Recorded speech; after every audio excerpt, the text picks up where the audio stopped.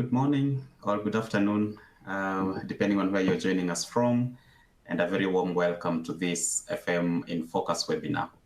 My name is Martin Mwebia, and I work as Education Support Manager here at ACCA, and I'm pleased to be joined on this session today by FM expert tutor, Joe Taffill. Now, this session today is designed to support you with your financial management exam, where Joe will share her insights to help you prepare for your upcoming exam.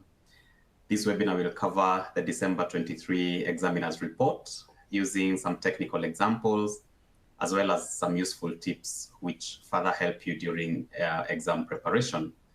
Please take this opportunity to type in your questions, as we have a team in the back end to respond to this as the webinar goes on. And then Joe will respond to some of the most frequently asked questions towards the end of the session. Now, before I hand over to Joe, I'd just like to cover a few housekeeping items. There are a number of buttons at the bottom of your screen, which will be useful to you in this session. You'll see a help icon on the left, and that provides resources and information to help you solve any technical issues that you might experience. There's some icons for the slides and the media player, so please make sure you've selected this. There is an attendee chat function that will allow you to engage with fellow webinar attendees, and that icon on the right is on the right-hand side. And please remember not to share any personal information on that forum. There is a resources list, and that icon looks like a file symbol. So if you click on that, you'll be able to access the resources relevant to this webinar, including the direct links to anything that we allude to. You can always rearrange your screen and resize the windows if you need to. And if at any point you can't hear or see the visuals, or if you experience any lag between the video and audio, please do refresh your browser. If you've registered for this webinar, it means you receive an email tomorrow with a link to access the recording. So no worries if you miss out on any part of the discussion. So I'm going to hand over to Joe in a moment, and I'll be back with you towards the end of the session. And just remember, if you'd like to ask ACCA or Joe a question, then please click on the Q&A button, which is the middle icon at the bottom of your screens. So once again, welcome everyone. And now over to you, Joe. Hello, welcome to this webinar. My name's Joe Taffill, and I'm actually a management accounting expert tutor.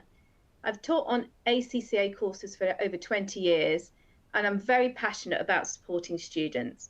And these webinars are a really good way to support you. So the agenda for today is we're going to be unlocking the latest examiner's report, and then going to be talking about avoiding common mistakes, and then it's your turn to ask me questions. So first of all, unlocking the examiner's report. I've got a poll for you. Do you read the examiner's reports? Can you let me know? Yes, no, or you don't actually know where they are?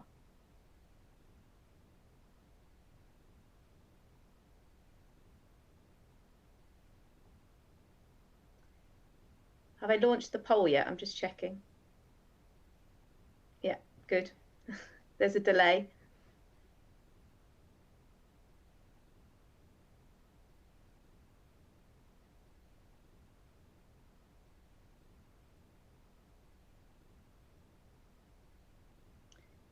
Give you a bit of time to answer.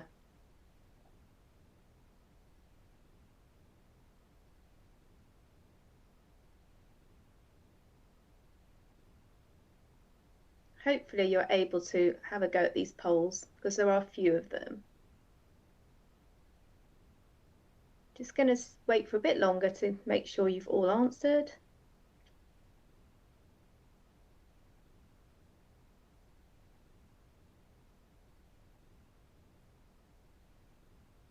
Okay, I'm going to call it an end. Brilliant. So we've got 65% saying yes, 28% saying no, and 6% not knowing where they are. Well, 6% that don't know where they are, they're actually on the ACCA website under the student support resources. And so you go to the FM area, and there's a folder where with technical articles, as well as a folder with exam reports. So please remember that most of the resources on there are imperative to use because it helps you towards your exam. Brilliant that you do read them, 65%. The 28%, hopefully after this webinar, will make you realise that reading those exam reports are gold for you because you're getting support from the examining team who write your exam. So let's unlock the examiner's report. So the examining report content, it has constructive guidance about the past paper. There's two past papers it covers. It covers the September sitting and the December sitting. And therefore, you need to have a look at that constructive guidance because it will indicate where students have gone wrong and where they can improve to get over that pass mark. The examining team will go through 4 objective questions from section A, a whole objective test case study question, and a constructed response questions in section C, 2 of them. Now remember, there's only 2 done from the September and December sittings, and there's a whole pool of questions out there that could come up in section C. So they've only picked 2 from them. Right, so let's have a look at some of these questions. So the first question I want to look at is in section A, the first MCQ that they were covering. And this is from the working capital area. I think this was a very straightforward question, but they've called this out because students fell for distractors. And so really you need to, this is a lesson in reading carefully and knowing your formulas. So what they're asking here is for you to calculate inventory holding period, trade receivables collection period, and trade payables payment period. All calculations, note at the bottom, should be to the nearest day. So you need to round up or round down. So the following extracts are from the financial statements at Inky Company. We've got 10% of sales by value or in cash terms, purchases for the year has been given to us, and you've got to assume a 365-day year. That is important to read because sometimes it says assume a 360-day. So let's go through this answer. First of all, inventory holding period is always over cost of sales. So we needed to pick up that cost of sales figure. Trade receivables is always over credit sales. So you needed to pick up the fact that 10% were on cash terms, and therefore 90% of the sales revenue is credit revenue. And then purchases is what you use for trade payables. Now, in some questions, you're not given the purchases figure, and therefore you have to use the cost of sales figure. But if purchases is given to you, you have to use the purchases figure for trade payables. Inventory is fully costed, cost of sales, and purchases is what you've purchased. So the common errors were using the purchases figure instead of cost of sales for inventory, not adjusting the revenue figure for those cash sales, and using cost of sales instead of purchases for payable days. Unfortunately, if you even fell for one of those, the whole question was marked wrong. It was 2 marks or nothing. So it's really, really important to read carefully and practice. The next MCQ is number 2, and this is from the financial management function area of the syllabus area A. This is about the value for money. And what they're asking here is which one of the following performance measures would best fit with effectiveness in a value for money audit. You've got 4 selections there. Now, effectiveness is one of the 3 E's. And it says use of these inputs to achieve its goals in terms of quality, speed of response, etc. as an example. You therefore need to be really focused on it to achieve its goals. Economy is the purchase of inputs at an appropriate quality, so a minimum cost. And then efficiency is the use of these inputs to maximize output. So in response to that, please have a go at my poll. Which one of the following performance measures would best fit with effectiveness in a value for money audit? please select one of the four. A, average hours worked to clean the beach. B, average annual expenditure on successfully cleaned beach. C, average hours worked by each volunteer per month. And D, the amount of litter cleared each year measured in tonnes. Give you a couple of minutes to have a go at that.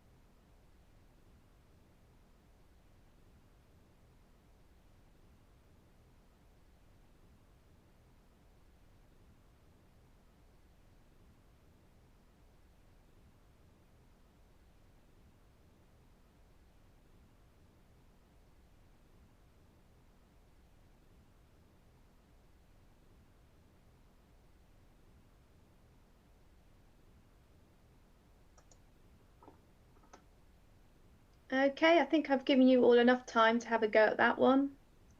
Last couple. Brilliant. So over 50% of you have gone for D, with a smattering on B, C and A. Okay, so what was the answer? So the answer was D, so congratulations to all those who got that correct. You may have been distracted by the average annual expenditure, it sounded like on some of them, but the remaining three were all about efficiency. So inputs compared to outputs, using them effectively and efficiently. So the answer was D for effectiveness. All right? Hopefully that was clear. The third MCQ I'm looking at is MCQ 4 on the report. So this is the foreign currency risk area, syllabus area F. Now, traditionally, I find that FM students do find this area quite difficult or less straightforward, shall we say. So I'm going to give you a recipe for doing this type of question. So let's just review the question quickly first. It says shadow company is ordering goods from a foreign supplier. That foreign supplier is in sterling, and it is 400,000 that you're due to the supplier in 4 months' time. So in 4 months. They're concerned about foreign currency risk, so the exchange rate changing against their currency, and we've been given two sets of rates there, a spot rate and a 4-month forward rate. And it says, what is the amount payable in dollars using a forward market hedge? Well, let me go through on my recipe for doing this question. So which exchange rate are we going to use? So the exchange rate in the ACCA FM exam, it changes in the AFM exam, but the FM exam, the exchange rate is quoted as the term to the base, or the forex to the domestic. So in this order, so the sterling is the forex and the dollar is the domestic. You always divide to convert to the base or the domestic. And then when you're given two rates, you've got to decide between the low or the high rate. I have a way of doing this. If you're making a payment in forex, you're feeling low because you're making a payment, so therefore you pick the low rate. If you're getting a receipt in forex, you're feeling high because you're getting a receipt, and therefore you pick the high rate. Now, you have probably been taught by your tutors to always pick the worst rate. Now, of course, you can do that. So you can always use both rates and then pick the worst rate. Or you can just learn this. Payment low, receipt high. It always works. So there's my recipe that you need to follow, my steps. So let's apply it to the question. Well, first of all, my Forex is the sterling and my domestic is the dollar. I'm going to divide by an exchange rate to convert from sterling to dollars. I'm using the forward market, so I cross out the spot rate. And as I'm making a payment, I feel low, so therefore I'm going to pick that low rate. And I have all the steps ready to now divide into the 400,000 to get my answer. And it says for the nearest dollar, so I've got to put in 516129. Read the question carefully. 516129 would be the nearest dollar. Hopefully that is clear to you all now, and you can follow that. Now we're looking at the section B case study. I'm not going to go through the detail how to do all of this case study. I'm just going to give you an overview. So this case study is from the business valuations area of the syllabus. Now it's not just business valuations here, it's also asset valuations. Asset valuations mean valuing things like loan notes. So the value of future company is tested for 1 and 2 using 2 different methods.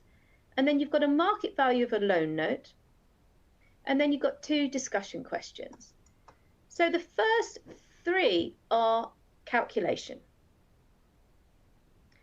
And the last 2 are discursive. Now you could decide that, you know, I'm going to go and have a look at those 2 discursive questions and get them out the way. And then come back and carefully do those calculation ones. That is an approach that you could do. Remember, you've got 18 minutes for this case study. You need to see it as one question and allocate your time effectively. It may take longer to do the calculations than the discursive questions. Of course it will. It will always take longer.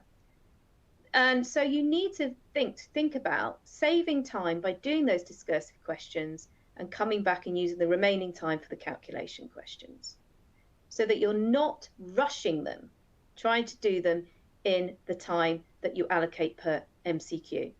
It's important to see this section B case study as a whole, 18 minutes. The other way you could do this is you could see this case study as a traffic light. I see this case study as having 2 relatively straightforward questions, 1 mediocre question, which is amber, and 2 more difficult red questions. We need the first 3, the 2 green and the amber, to pass this question. So maybe you need to spend more time on doing those parts so that you don't fall for distractors. And then when you're having a struggle with the red questions, it may be that you have to guess them, but at least you've left them to the end, and therefore you move on to the easier, more straightforward questions in the next case study. So the first 2 are the 2 green for me. These are well-practiced areas of the syllabus. There's plenty of MCQs out there, past exam ones, in all of the revision kits and on the ACCA-CBE site. This is your bread and butter. You should know the price-earnings ratio method is a learned formula of profit after tax, after preference shares, times by the PE ratio. There is a formula sheet formula for you for the dividend valuation model. All you need to do to grab these 4 marks is practice those past questions, picking up the relevant and accurate figures to go into those models. The next question, which is my amber question, is capital market efficiency. Again, this is a well-practiced area of the syllabus, and it comes up regularly in examiners' reports, because students do tend to find the wording of these questions difficult to decipher. So again, it needs practice, and it will come with practice, and you will get these right every time.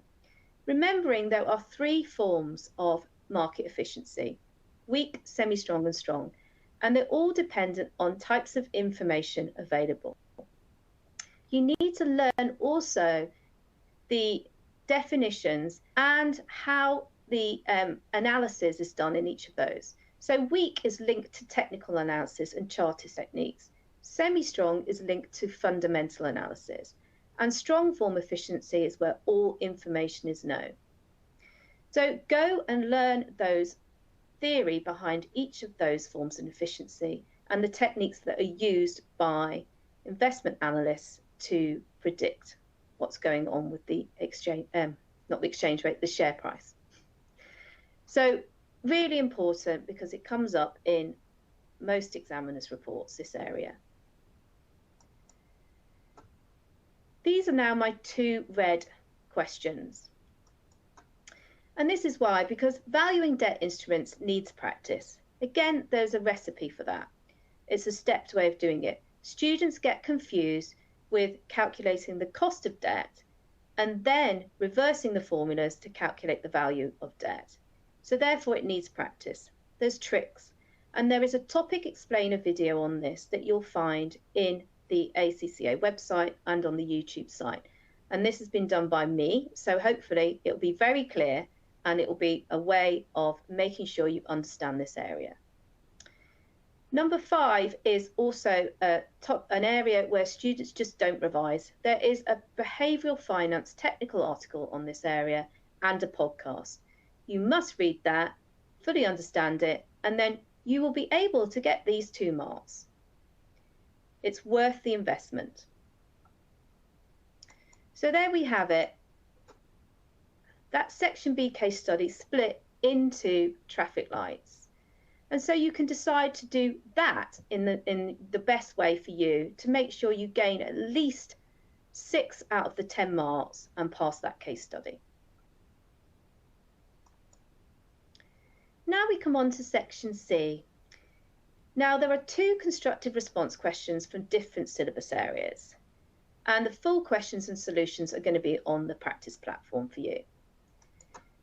So in this report, we've got one from the investment appraisal area of the syllabus. Again, this is tested in lots of past papers and should have been a bread and butter for most people. Risk and uncertainty discussion, a net present value calculation, sensitivity calculations, and then a discussion of sensitivity versus profitability. This is in lots of past questions. Then we have a question from Marble Company from the business finance area of the syllabus. And this is doing, again, a WACC calculation. Again, there's lots of past questions on this. There was then a discussion of dividend valuation model versus CAPM and creditor hierarchy. Again, I've seen those in past questions. So what happens here is the examining team go through these and point out the pitfalls and give you good exam technique to make sure you get the majority of the marks. They also point out that these have been tested in past exam questions. And so what they have done is reworked past exam questions into a new scenario. And so if you do past questions, you're likely in the FM exam to see something similar. It'll be asked in a slightly different way, but past questions mean that you have practiced something that you hopefully will be able to do in the real exam. I want to now go through some good technique for section C on the practice platform.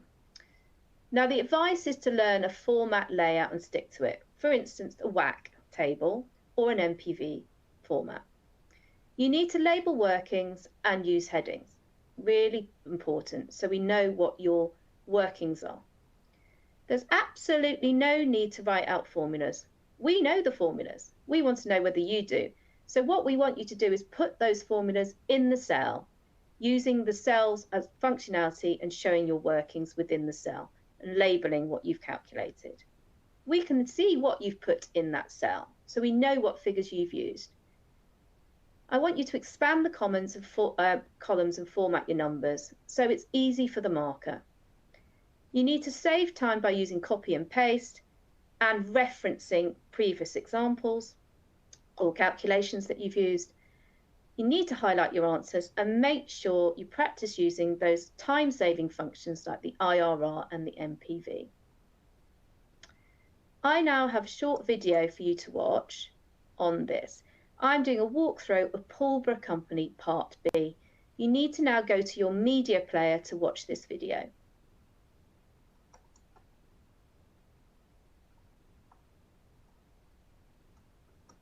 So here I am on the practice platform, and I'm looking at the first of the September-December 2023 past exam questions, and it's called Pulborough Company. I've skipped part A and moved on to the net present value calculation, along with the two calculations required for sensitivity analysis. So there's a relatively simple net present value calculation required here. It says calculate the nominal net present value of the investment project and comment on its financial acceptability. Well, that is for 5 marks. Now, the examining team said this should have been a routine net present value computation for well-prepared candidates, and actually many did get fully correct answers. However, a number of errors were made in the following areas for some candidates. Omitting fixed costs when they said they were incremental and therefore relevant, inflating those fixed costs incorrectly, not placing the tax liability in the correct time period, 1 year in arrears, and not actually justifying the financial acceptability comment. This meant that these relatively straightforward marks in a well-practiced area of the syllabus were lost, unfortunately, for some candidates. Now I want to give you a few pointers to help you format your answers so it's easy for the examining team to mark them. As you can see here, the net present value calculation looks muddled. You need to ensure that you expand those columns so that we can see those numbers, like so. You also need to make sure that you highlight your answer. So format that number and then highlight the answer so it's again clear to the examining team. Make sure you have your workings shown inside the cells. So here I have the volume times by the 200 contribution. So I can see that that calculation is correct. And then when I'm inflating those fixed costs, I'm showing clearly the inflation rate of 6% for year 2, a further 4% for year 3, and then a further 3% for year 4. I've clearly identified that I'm doing an extra year for tax to the examining team because it's 1 year in arrears, and I'm showing my fixed costs as costs by showing them as a negative. Again, therefore, my tax is also shown as a negative. And it may be an idea to put that as a highlight to show that you've got a total for your cash flows.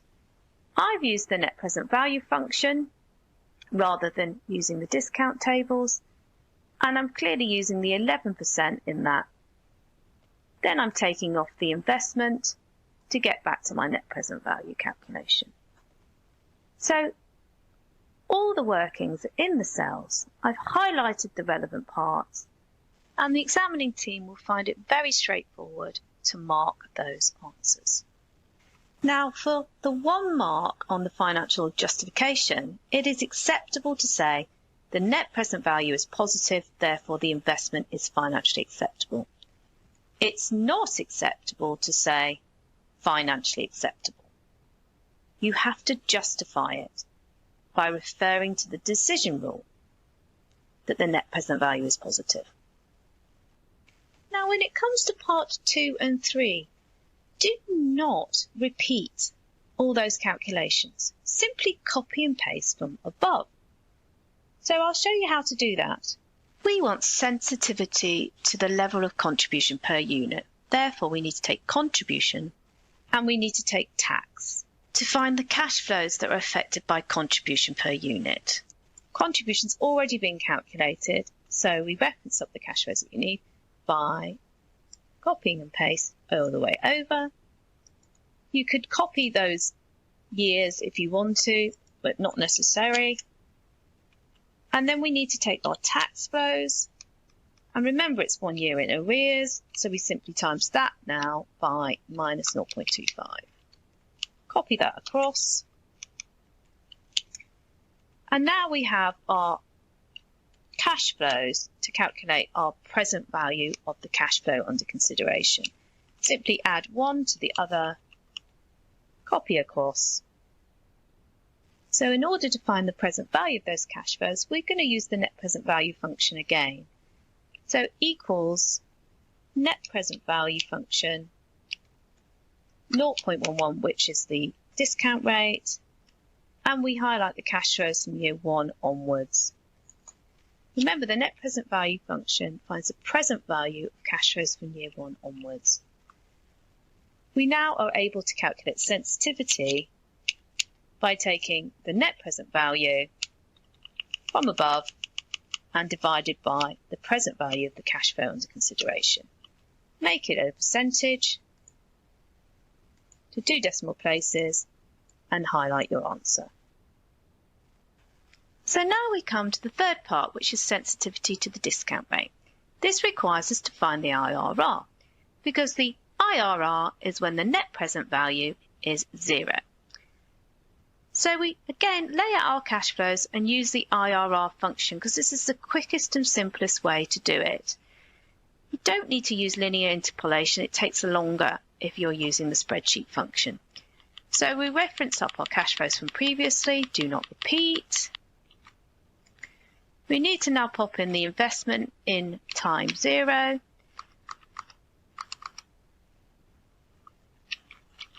And then we can now use the IRR function, which equals IRR, highlights all the cash flows, comma, and then make a guess. And so I'm going to guess 0.2, which is 20%. That gives us the IRR. Put it as a percentage to 2 decimal places. Now we have to calculate the sensitivity. The sensitivity is going to be the change between the current rate of 11% that we're using and the IRR.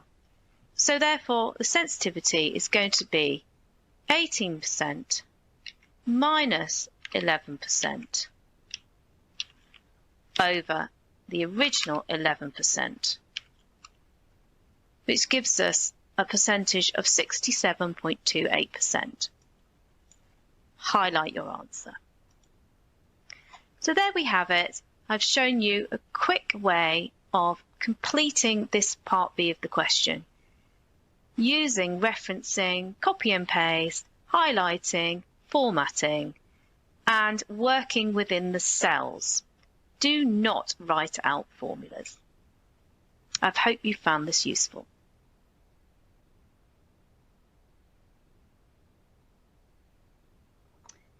Okay, thank you for listening to that debrief of the Pulborough question.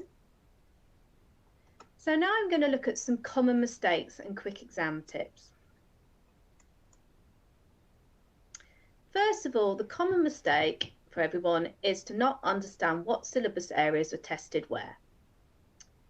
So in section C, the 3 main syllabus areas where you'll get a question on are from these 3 areas: working capital, investment appraisal, and business finance.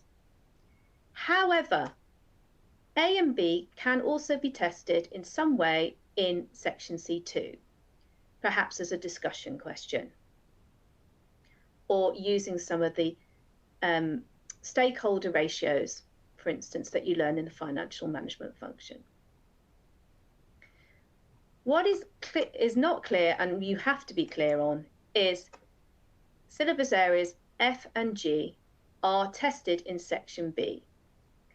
They will definitely be 2 questions in your section B area. So it's very important that you do practice these 2 areas, because 20 marks is going on those 2 areas, because they will be getting a case study on each of those areas. Be reminded, though, that all the syllabus areas can be tested in section A.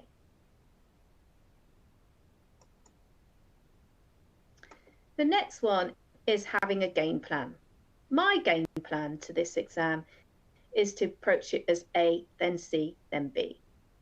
You need to allocate your time appropriate to you. I would allocate 50 minutes to A, 80 minutes to C, and 50 minutes to B. Do not go over time on your sections. The easier marks are gained at this start of your time.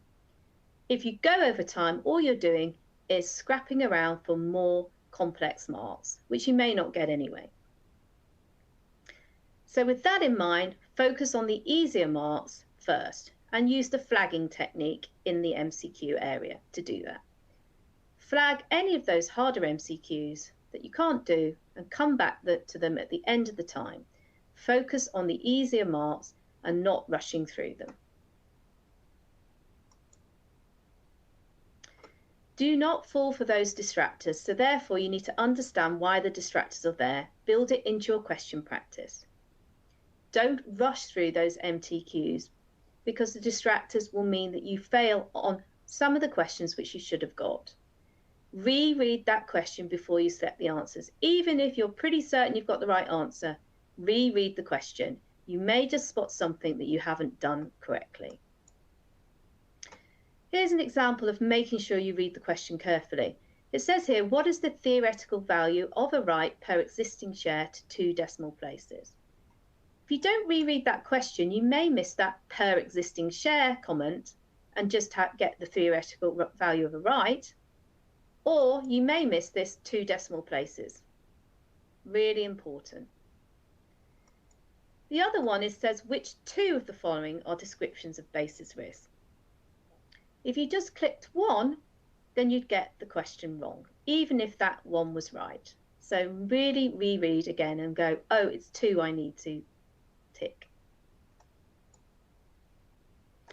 Here's an example of distractors. It says, in relation to interest rate derivatives, which of the following statements is correct? So the correct statement is A, interest rate futures hedges can be closed at any time. But let's have a look at the other 3 responses.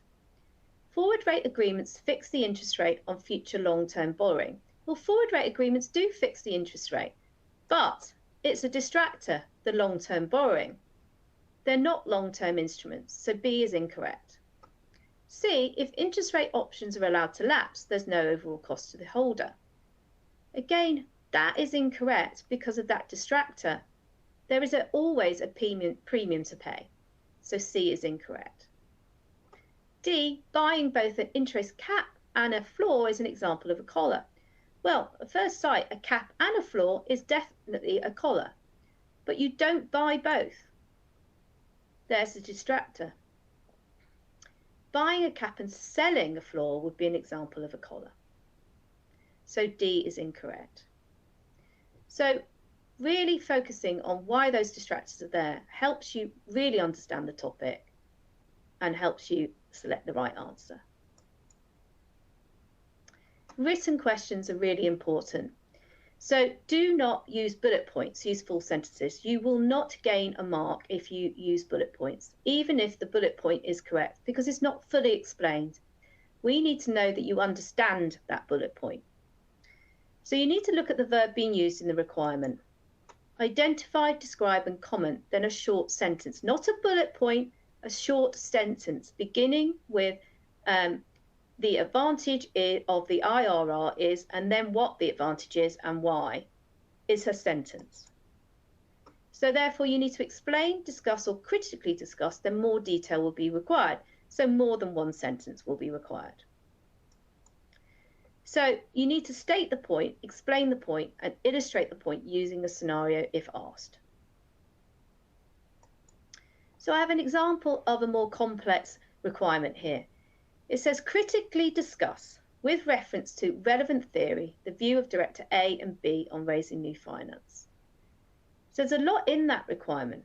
Critically discuss, referencing a theory that you've learned and applying it to the scenario, Director A and Director B. And there's 6 marks going. Well, this is about capital structure theory.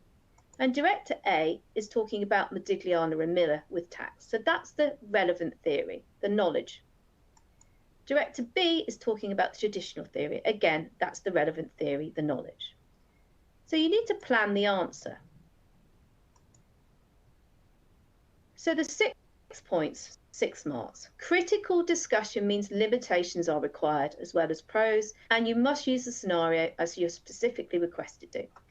So you're going to split your 2 directors into 3 marks each. The first mark is the relatively simple, straightforward mark to get. Correctly link it to the relevant theory. That's your learned theory, your knowledge.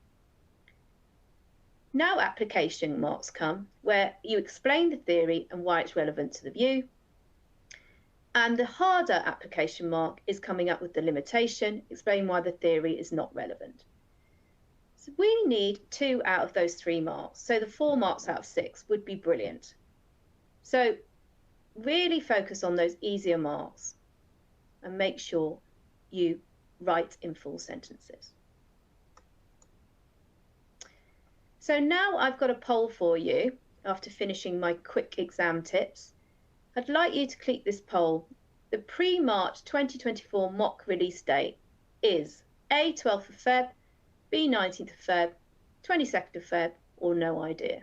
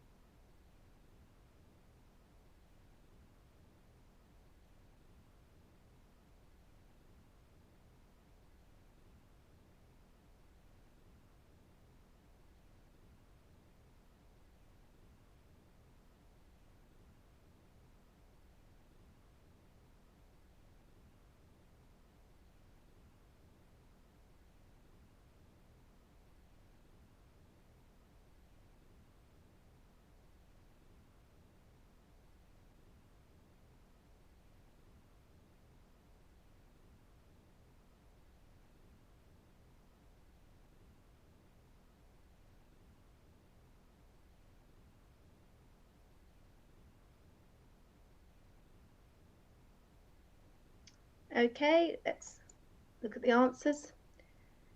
Well, 40% of you got it right. It is the 12th of Feb. So it's already been released and it's up there on the platform for you to see. And so all you need to do is assign it to yourself, have a go at it under time conditions. And when you exit the exam, you can go under the mark tab and self-mark it with the answers. There are also some mock debrief videos for you. So that's your next poll question. When do you think the mock debrief release date is?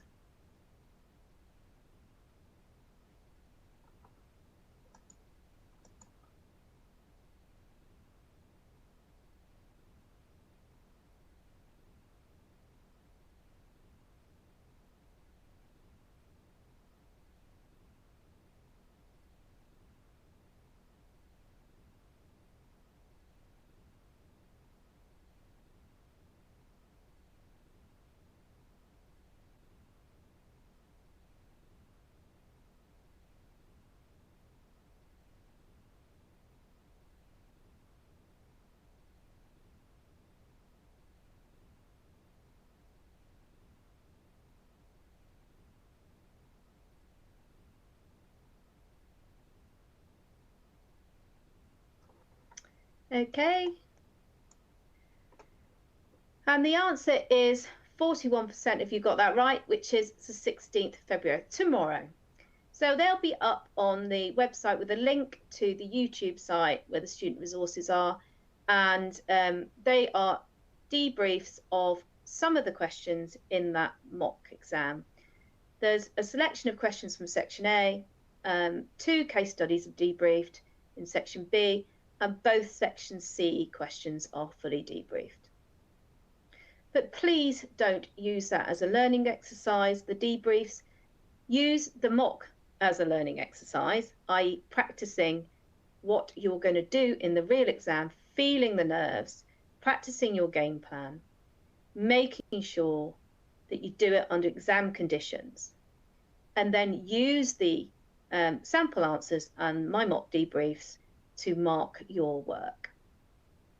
Good luck with that. Right, we are now on to the live Q&A. So I'm assuming Martin's going to come back online.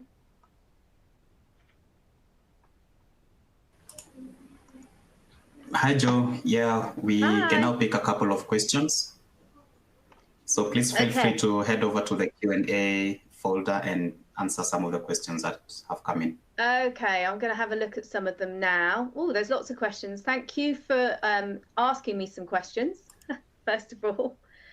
So one of the first questions is, if I don't get the final answer right, do I lose all the marks? Well, absolutely not.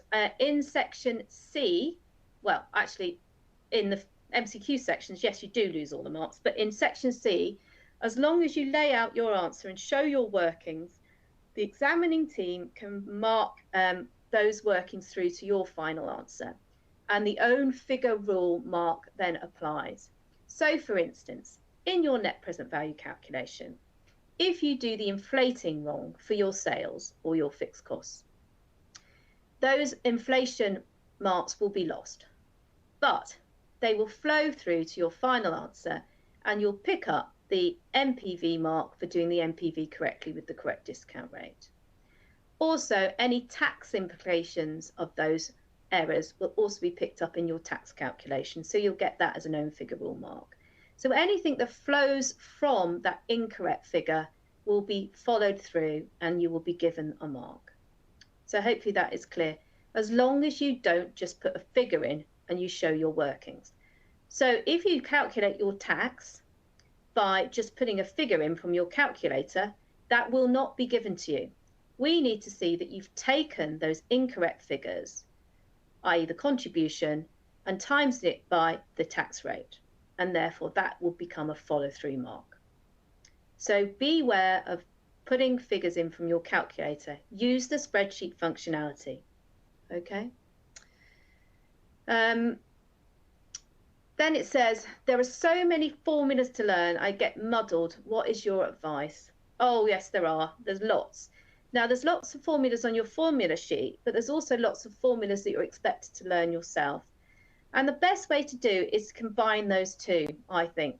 Write out the formulas for the topics in topic area. And it's put them on sticky notes or anywhere around your workspace. And then when you're using a question, you can refer to them. And eventually, while you're doing the question, that learnt formula will go in your head. The more you see it, the more it will work and you'll understand that. I also think it's really important to learn the cost of capital or the WACC formulas side by side with the business and asset valuation formulas, because they're both similar, but basically rearranged. And so I would put them side by side on a sheet, and then you understand the difference between the two, and then you won't fall for the errors that are common in those areas. Hopefully that's clear, and that's a good approach. What's the best way to spend the last few weeks revising? Which topics? Oh, I mean, that does depend on you, doesn't it? So I tend to think, right, some people have a good calculations and some people are good at discussion. So what you need to do is think about how it's best to spend your time on which topics by traffic lighting them. So if you're really good at investment appraisal, please don't spend any more time on it. Focus on the areas which you're not. So that would be a red topic for potentially if you're not very good at business finance. I know there's a lot of people out there who do struggle with those debt versus equity finance questions. So really, those are the ones which you need to practice, because you can bet that they will come up if that's what you're not very good at. You only know yourself, and the best way to do it is to go through the syllabus and traffic light them, and then focus on the red topics in the final weeks. Will I be penalised if I use the discount tables rather than the MPV function? Absolutely not. In section C, using the discount tables is absolutely the right way to go if that's the way you approach those questions. The it will get a different answer to the NPV function because the discount tables have discount factors rounded, whereas the NPV to 3 decimal places, whereas the NPV function is there's absolutely no rounding, so it's a more accurate figure. But you'll get 2 different answers, but that is factored into the marking scheme. The discount tables, however, should be used when you're doing MCQs, because that's how the MCQs would have been calculated using the discount tables. Obviously, you can't use the NPV function because there's not a spreadsheet in the MCQ areas. I failed my exam in between 45 and 49 range. Is there any tips to improve that? Well, you have all the tips you need on your My Exam Performance. So you need to go to your MEP, which is a review of your performance, and you should be clearly shown in that report the areas of the exam which you did not pass. So it clearly says your percentage mark in section A, your percentage mark in section B, and your percentage mark in section C. And then you can drill down and see the syllabus areas which they relate to and how you performed in those different syllabus areas. So it may be that you're failing the exam on your MCQs. So therefore you need to start practicing them in a bit more detail and start working out whether you're falling for distractors or whether it's application or knowledge that is the issue.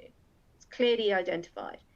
In section C, there were probably only 2 topics that came up, obviously, because you get one of 3 topics, and it'll be clear to you which one of those questions you didn't do so well on. So you are going to pass this exam if you failed between 45 and 49. It just needs a bit more practice and exam technique. It's not necessarily about knowledge. It might be that you're not writing in full sentences, and it might be that you're rushing through the MCQs, or in fact, you're not following the tips I showed in section C, showing your workings clearly so the examining team can follow that through. Hopefully that does help. Somebody's just asked, what section C major topic to keep practicing or important topic in FM?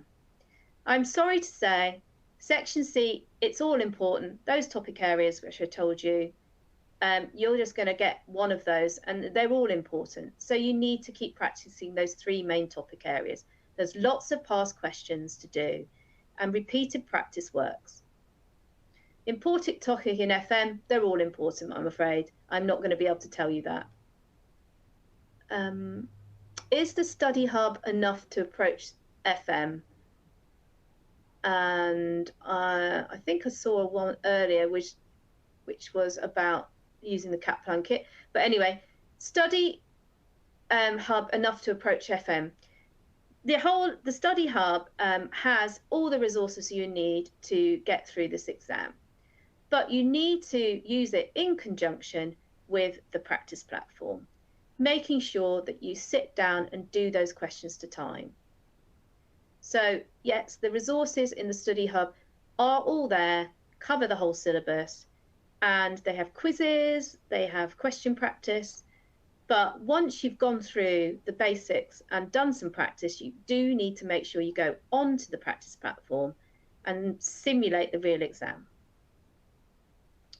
As I said, from the examining team, the examining report makes it clear that the past questions are repeated, just with different scenarios and a slightly different wording for some of the requirements which you're supposed to apply to the same theory. Somebody's asked me to kindly repeat the time allocation for each exam section.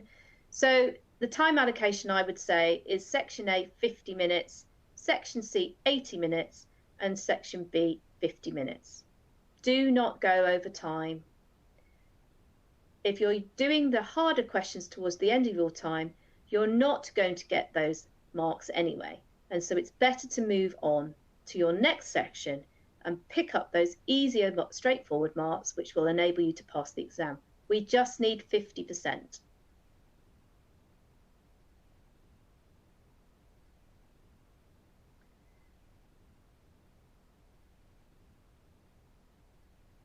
How do you navigate when the copy and paste function is not supported on exam day? There is a copy and paste function. It should always be there. So you highlight it, press copy on the spreadsheet, and then you go to the area where you want and you press paste. So you just need to practice it. I'm flummoxed by that question. So please make sure, just go on to the exam. It should be the same on the CBE site. I was struggling to pass FM 3 consecutive sittings. So what should I do then in March? Oh my goodness. So have you looked at your My Exam Performance and worked out which of the areas that you're failing in? That is the only advice I can give, because you probably got a different exam each time, but there will be some sort of consistency of where you're failing, and you will know in your heart why. And often it is because you're falling for distractors on the MCQs, or you're not writing enough in your full sentences. So in the discursive elements, you need to know that you learn that theory and then come back and apply it to that question.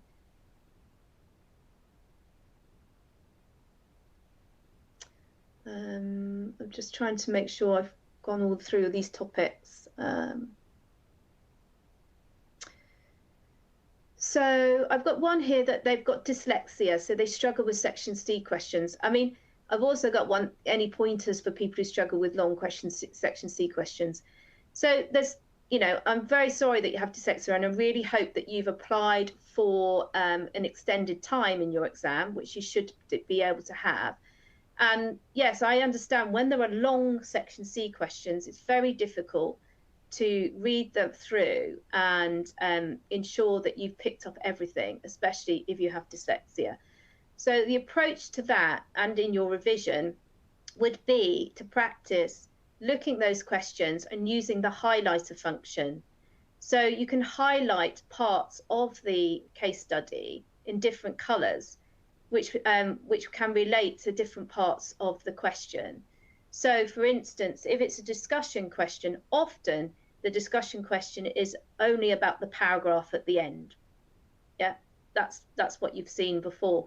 So you'll be able to highlight the key terms in that paragraph at the end to be able to use in your answer. And if you practice doing that with the model answers, maybe rewriting the model answers is a good way of helping you too with your dyslexia, so that you're relating your style of answer to the case study and the requirement. That's what I would do.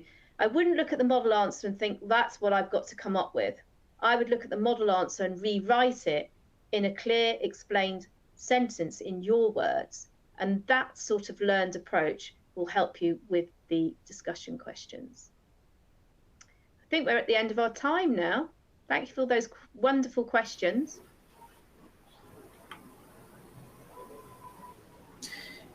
Yeah, you're right, Joe. I think that's all the time that we had for the session today.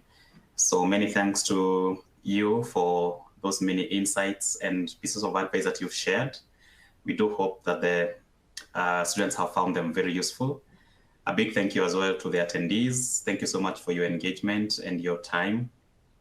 And we hope that this session has been useful to you.